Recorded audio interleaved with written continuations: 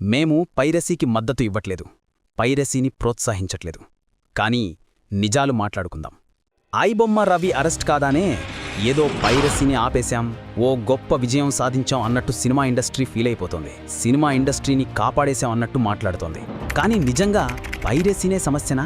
Piracy ఇవాళే పుట్టిందా? వీసీడీలు, CD ప్లేయర్లు ఉన్నప్పటినుంచే పైరసీ ఉంది. అయినా అప్పుడు ఒక్కో సినిమా 100 రోజులు, 200 రోజులు, 500 రోజులు, అంతెందుకు 1000 రోజులు కూడా ఆడిన సినిమాలున్నాయి. అప్పట్లో సినిమాకి కొలమానం ఎన్ని రోజులు ఆడింది అనేదే.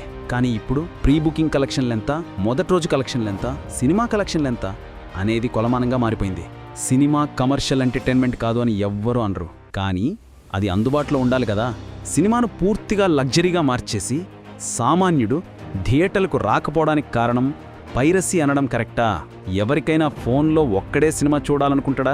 థియేటర్లో 4 దోస్తులతో కలిసి చూస్తేనే కదా వస్తుంది. మరెందుకు పైరసీ చూడాలని ప్రేక్షకుడు అడుగుతాడు? ఎందుకు పైరసీ వైపు పోతున్నాడు? సినిమాకు హీరోల రెమ్యునరేషన్ పెరుగుతుంది, సినిమా బడ్జెట్ పెరుగుతుంది, విడుదల చేసే థియేటర్లు పెరుగుతాయి, సినిమా టికెట్ ధర పెరుగుతుంది, సినిమా హాల్లో అమ్మే స్నాక్స్ రేట్లు రెండింతలవుతాయి. ఒక సామాన్యుడు తన కుటుంబంతో సినిమాకు వెళ్తే మల్టీప్లెక్స్లో కనీసం 2000 ఖర్చవుతాయి.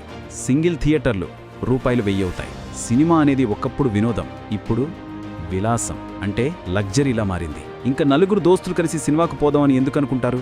కుటుంబాన్ని తీసుకుని సినిమాకు పోవాలని ఎందుకు ఆలోచిస్తాడు? అయినా సరే ఇప్పటికీ కూడా కంటెంట్ బాగుంటే అంత ఖర్చు పెట్టేందుకు సగటు ప్రేక్షకుడు ముందుంటున్నాడు. ఇంతటి పైరసీ జరుగుతున్న చిన్న సినిమాలు హిట్లు కావట్లేదా? పెద్ద సినిమాలు కోట్లు కొల్లబట్టట్లేదా? యానిమేషన్ మూవీ మహావతార్, నర్సింహ బాక్సాఫీస్ని షేక్ చేయలేదా? ఒక్క ఐబొమ్మను ఆపితేనే, రవిని అరెస్ట్ చేస్తేనో పైరసీ ఆగదు. ఐబొమ్మ కాకపోతే ఇంకో బొమ్మ, రవి కాకపోతే మరో రాకేష్. తప్పులు చేసేవాళ్లకు మన దగ్గర కరువు లేదు. కానీ ఆలోచించాల్సింది ఇండస్ట్రీ. అసలు ప్రక్షాళన జరగాల్సింది ఇండస్ట్రీలోనే. థియేటర్లో ఏ సినిమా ఉంది, ఎలా ఉంది అని కూడా ఆలోచించకుండా జనం థియేటర్లకు వెళ్లే దగ్గర నుంచి ఇప్పుడు సినిమాకు పోయి అంత ఖర్చు పెట్టుకోవడం అవసరమా అని ఆలోచించే స్థాయికి ప్రేక్షకుడిని తీసుకొచ్చింది ఈ ఇండస్ట్రీనే. ఇప్పటికైనా సినిమాను ప్రేక్షకుడికి దగ్గర చేయండి, మరింత దూరం చేయకండి. పైరసీని ఆపడం మంచి అడుగే, కానీ మీరు కూడా మారినప్పుడే ఆ పైరసీ ఆగుతుందని గుర్తించండి. ఈ వీడియో చూస్తున్న మీరు కూడా మీ అభిప్రాయాన్ని కామెంట్ చేయండి.